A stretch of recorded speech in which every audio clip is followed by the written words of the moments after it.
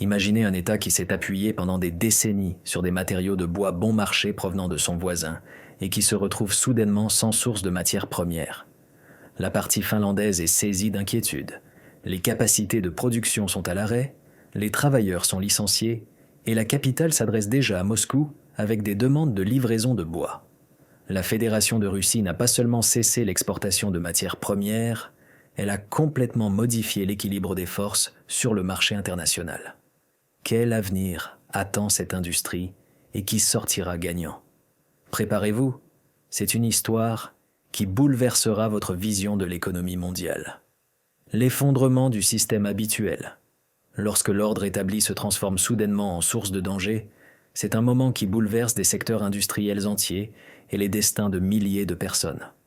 L'industrie forestière finlandaise a existé pendant de nombreuses années dans la certitude que des matières premières stables et bon marché étaient un bien naturel. Cependant, depuis la 22e année, la logique habituelle s'est effondrée comme un château de cartes. Ce qui semblait être un fondement fiable s'est avéré être un point de vulnérabilité et s'est maintenant transformé en une véritable menace pour l'économie du pays de Suomi. Avant l'introduction de restrictions et le renoncement aux livraisons de bois russes, celles-ci constituaient une partie importante des matières premières importées. La Fédération de Russie était l'une des principales sources de bois rond, de copeaux de bois et d'autres matériaux forestiers pour les entreprises finlandaises de pâte à papier et de papier, parfois jusqu'à 3/4 de tous les volumes d'importation. Mais au printemps et en été de la 22e année, les livraisons en provenance de la Fédération de Russie ont été pratiquement interrompues lorsque la Finlande a suivi la majorité des États européens et a renoncé à l'importation de produits forestiers russes après le début du conflit. L'introduction de restrictions et la fin des relations commerciales ont frappé immédiatement et douloureusement. Les importations de bois en Finlande ont chuté de plus de moitié au cours de la 22e année, car d'autres fournisseurs ne pouvaient pas combler la lacune soudainement apparue dans les livraisons. Le résultat a été catastrophique. Pénurie de matières premières et forte augmentation des prix du bois dans le pays que les entreprises de production, les entreprises énergétiques et les consommateurs ordinaires ont ressenti. Pour les fabricants finlandais, des décisions difficiles ont suivi. Plusieurs usines de pâte à papier et de contreplaqué ont été soit fermées, soit ont suspendu leur travail. L'un des plus grands groupes, Metso Group, a annoncé au cours de la 25e année des réductions massives et des arrêts de production imminents, licenciant des centaines d'employés. Ce ne sont pas seulement des statistiques, ce sont les destins des travailleurs, les changements dans la vie de villes entières, les difficultés économiques dans des régions qui s'appuyaient sur l'industrie forestière depuis des décennies. La panique et l'impuissance ont saisi les entrepreneurs finlandais. Ceux qui exportaient encore récemment des produits et se sentaient en sécurité sont aujourd'hui contraints d'observer comment leurs entreprises sont à l'arrêt, tandis que les concurrents sur d'autres marchés renforcent leur position. Et voici le pire. Le bois russe n'a pas simplement disparu du marché finlandais, il a commencé à évincer les produits finlandais même sur les marchés étrangers en Asie et dans d'autres régions, où les livraisons de bois acier russes ont augmenté en volume et sont devenues un concurrent sérieux. La politique, l'économie et la logique du marché se sont heurtés frontalement ici. Et les Finlandais se posent maintenant la question difficile. Qu'est-ce qui est le plus important ? L'idéologie ou leur propre stabilité industrielle ? Chaîne de fermeture de production. L'effondrement de l'industrie forestière finlandaise ne représente pas un arrêt ponctuel de production, mais une longue chaîne d'événements qui s'est déroulée année après année depuis l'arrêt des livraisons de bois russes, après le début du conflit géopolitique en l'an 2022. En effet, jusqu'à ce moment, la Fédération de Russie n'était pas simplement une source de matières premières bon marché pour la Finlande, elle était le fondement de son économie forestière. Selon les données de l'Institut des ressources naturelles de Finlande et d'autres études, jusqu'à la 21e année, environ 3/4 du bois importé et des copeaux de bois sur les marchés de l'Union européenne provenaient de la Fédération de Russie et la plus grande partie allait en Finlande. Après l'introduction de restrictions et le renoncement au bois russe au 3e trimestre de la 22e année, les importations de bois en Finlande sont tombées pratiquement à zéro. Cela a conduit à une pénurie de matières premières que l'industrie finlandaise n'a pas pu compenser avec ses propres ressources ou avec des livraisons d'autres pays. Le premier coup porté à l'industrie a été la fermeture d'une grande usine de pâte à papier à Sunila, où travaillaient environ 240 personnes, et qui a été contrainte de cesser ses activités en raison de l'impossibilité d'assurer des volumes de bois suffisants. Cette usine n'était pas simplement un objet de production, elle était l'un des symboles du traitement du bois finlandais qui fonctionnait depuis des décennies. Son arrêt a été le premier signal d'alarme que l'industrie entrait dans une longue période d'instabilité et de réduction. L'étape suivante a été la réduction de production et la fermeture d'une scierie dans la ville de Karvia, où une entreprise du groupe Metsä Fibre avait une capacité annuelle d'environ 222 000 mètres cubes de bois. L'entreprise a annoncé la fermeture à la mi-24e année, licenciant des dizaines d'employés et expliquant cela par l'obsolescence technique de l'usine et les difficultés d'approvisionnement en matières premières. Mais ce n'était que le début. Metsä Wood a annoncé l'arrêt de la production de contreplaqué à Suolahti, où des milliers de mètres cubes de contreplaqué de bouleaux et de conifères étaient produits chaque année. L'une des plus anciennes entreprises du pays est également arrivée à sa fin en raison de la faible rentabilité et de l'absence de matières premières bon marché. Un autre coup a suivi à Joutseno, où une usine de pâte à papier, autrefois l'un des employeurs importants de l'Est de la Finlande, a été confrontée à des licenciements massifs et a été contrainte d'arrêter la production en raison de la réduction des livraisons de bois. Pourquoi l'industrie forestière finlandaise s'est-elle révélée si vulnérable ?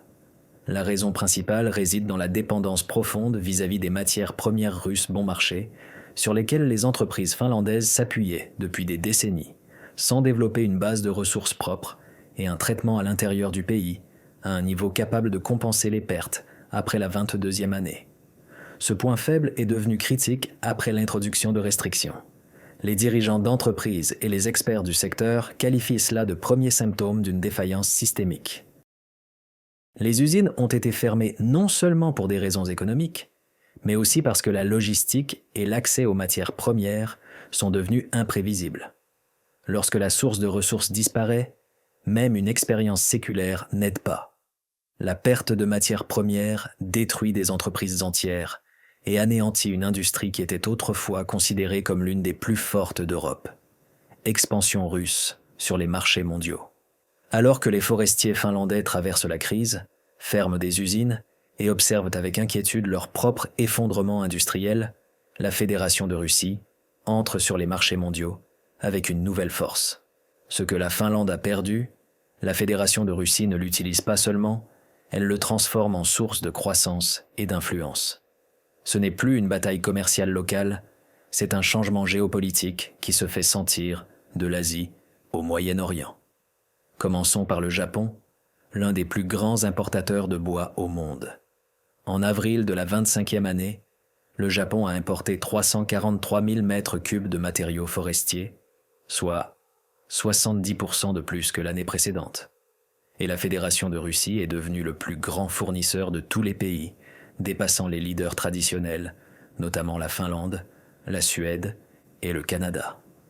La part principale est revenue aux produits russes, qui ont augmenté de 43% d'une année sur l'autre par rapport à la période précédente. C'est un moment significatif. Un pays qui est resté longtemps en dehors des blocs de restrictions européens et américains sur le bois, conserve non seulement ses positions, mais les renforce. Et ce, bien que le Japon n'ait pas introduit d'interdiction sur le bois russe, le contreplaqué et le bois scié, ce qui le distingue avantageusement de l'approche européenne des restrictions. Ajoutons maintenant la République populaire de Chine, le plus grand marché mondial du bois et le plus grand acheteur de produits russes. Malgré une certaine correction de la demande ces dernières années, la Chine reste une direction clé pour les exportations russes. Selon les analyses, la Fédération de Russie livre de manière stable des millions de mètres cubes de bois chaque année et la Chine reste le principal acheteur de bois rond et de produits de bois sciés déjà transformés.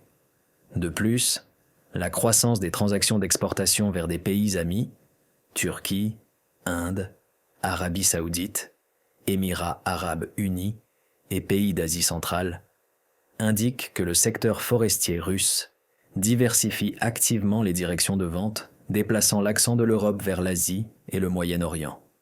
Le volume de livraison vers ces marchés au cours de la 25e année a déjà augmenté de dizaines de fois par rapport à la période précédente.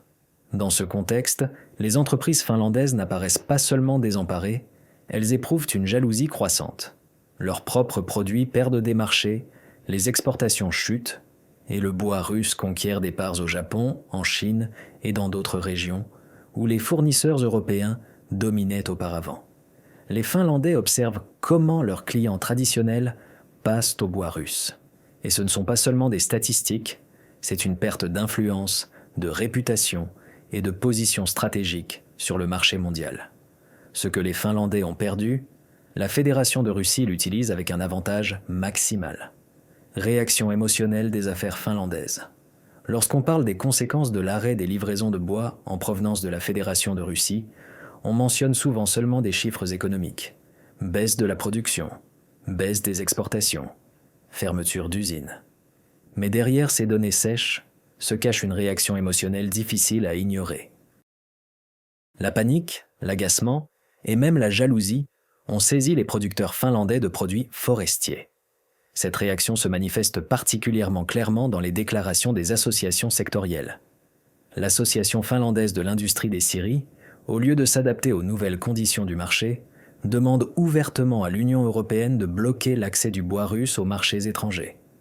Dans leurs appels, les représentants de l'association appellent à introduire des restrictions supplémentaires pour empêcher la Fédération de Russie de renforcer ses positions sur des marchés clés comme le Japon et la Chine, où les produits russes ont déjà nettement augmenté par rapport aux produits finlandais. Mais derrière cette politique se cache non seulement la logique économique, mais aussi l'émotion. Les hommes d'affaires finlandais et les analystes parlent de plus en plus souvent, non pas de la croissance de la concurrence, mais du sentiment d'injustice et de jalousie. Ils avaient l'habitude de commercer avec des matières premières bon marché à l'intérieur de l'Europe. Il leur était commode de vendre des produits sur les marchés japonais et chinois, où les entreprises russes occupent maintenant des positions plus solides. « Nous ne sommes pas contre la concurrence », déclare l'un des dirigeants d'un groupe sectoriel. Mais lorsque le rival utilise des ressources qui nous étaient auparavant disponibles, et le fait avec plus de succès, cela provoque de l'agacement. C'est une émotion assez inhabituelle pour une entreprise habituée à considérer la concurrence à travers le prisme de la logique et de l'avantage. Mais dans ce cas, les émotions se mêlent aux intérêts économiques.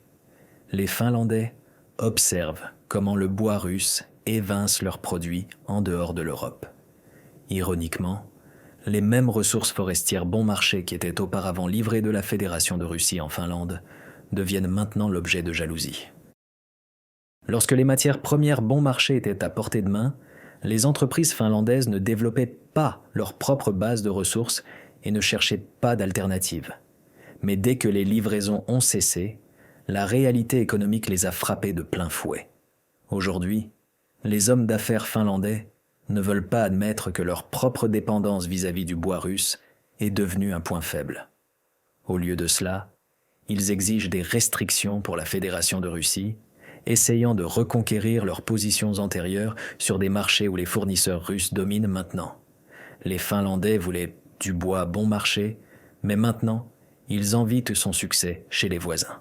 Ce n'est pas seulement une concurrence économique, c'est une confrontation psychologique entre le confort passé et la dure réalité actuelle du marché mondial.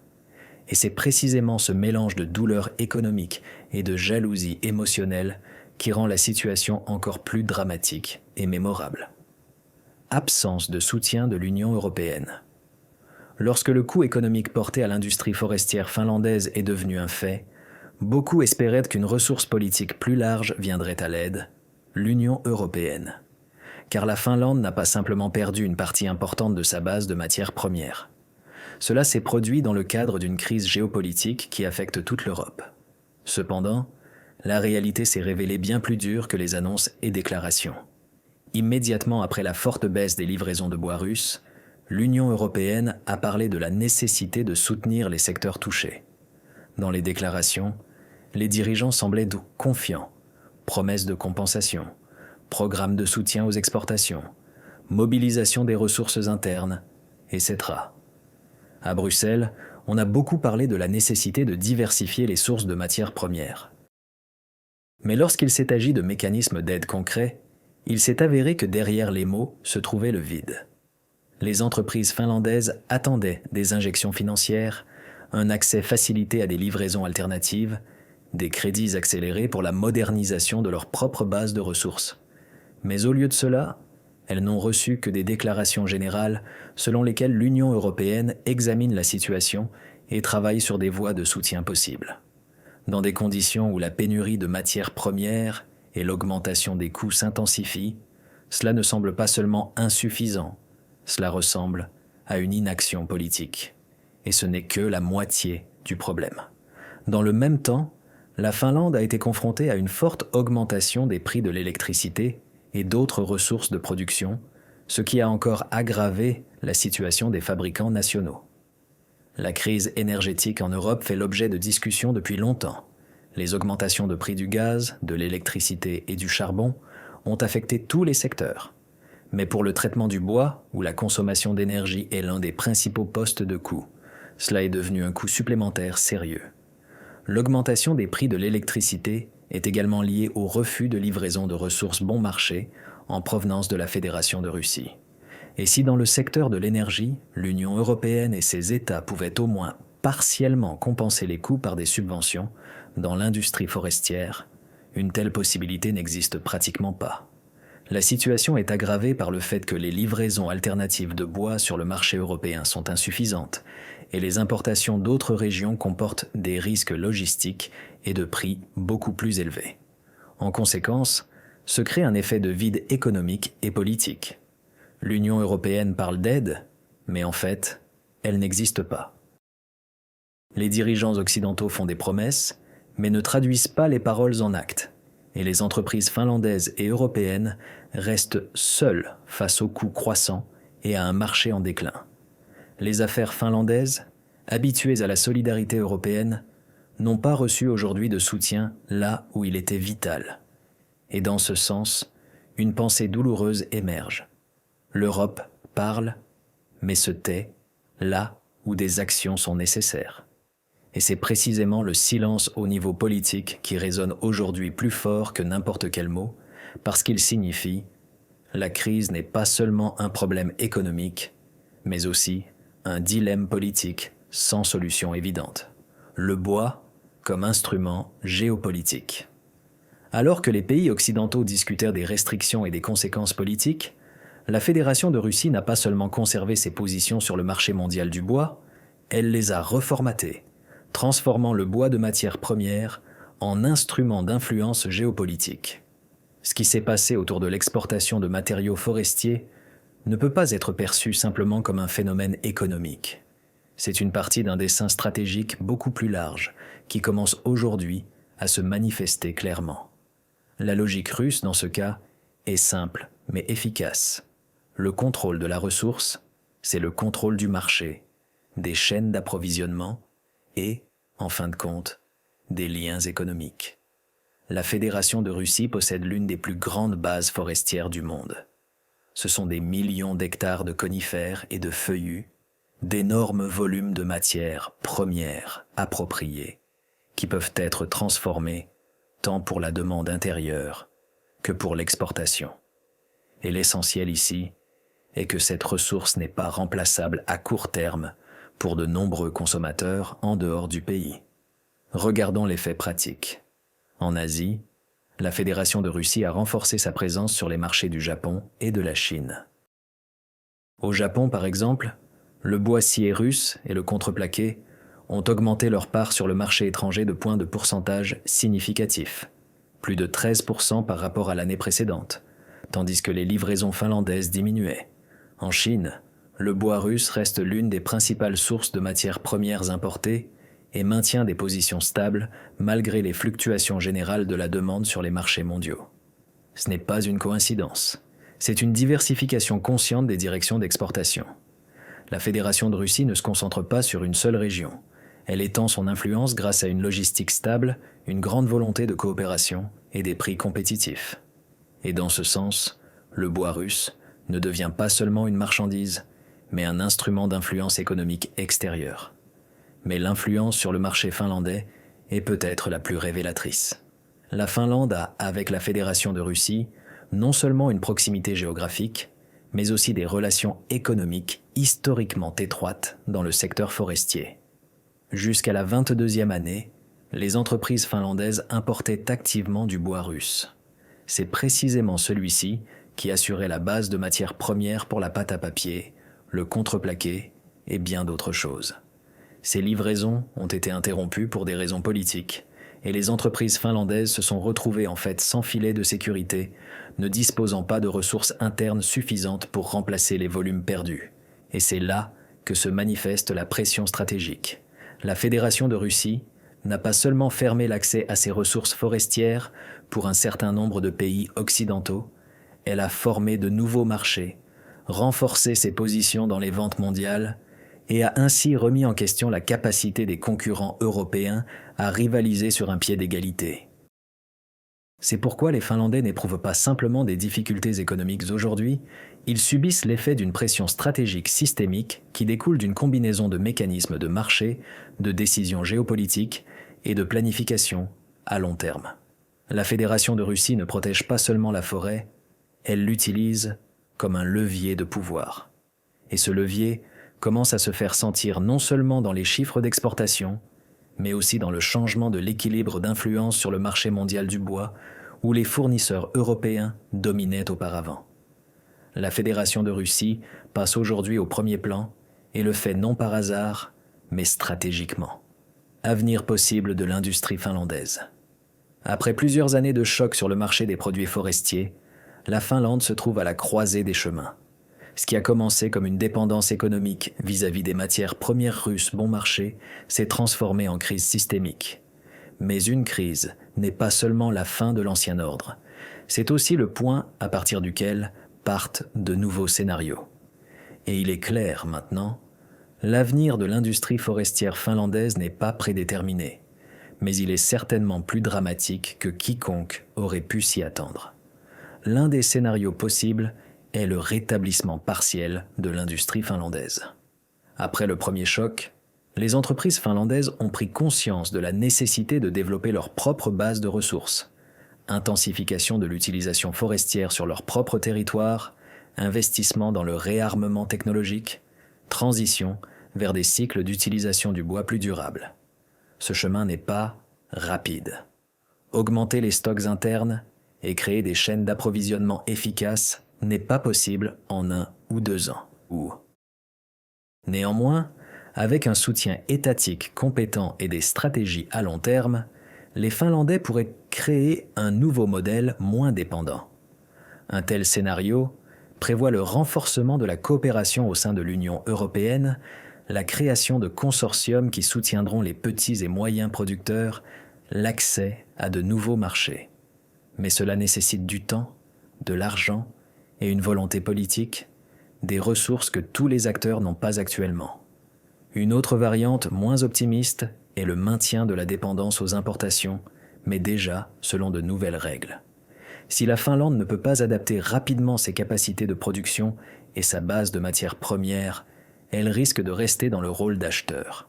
Mais pas auprès de la Fédération de Russie, mais auprès des mêmes pays qui travaillent aujourd'hui activement avec les produits russes, Chine, Japon, Turquie, Inde. L'ironie est que les Finlandais, après avoir rejeté le bois russe bon marché, pourraient se retrouver dans la position d'acheteurs de ressources plus chères et moins fiables d'autres régions. Cela intensifiera la pression économique et maintiendra le sentiment de vulnérabilité. Le troisième scénario est le renforcement des positions russes sur le marché du bois, qui passe progressivement d'un facteur économique à un facteur géopolitique. La Fédération de Russie étend déjà sa présence en Asie et dans d'autres pays où les producteurs européens dominaient auparavant.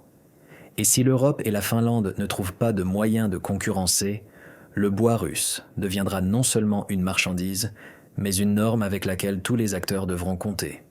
Les émotions qui accompagnent ces scénarios sont l'indécision, l'anxiété, parfois la jalousie.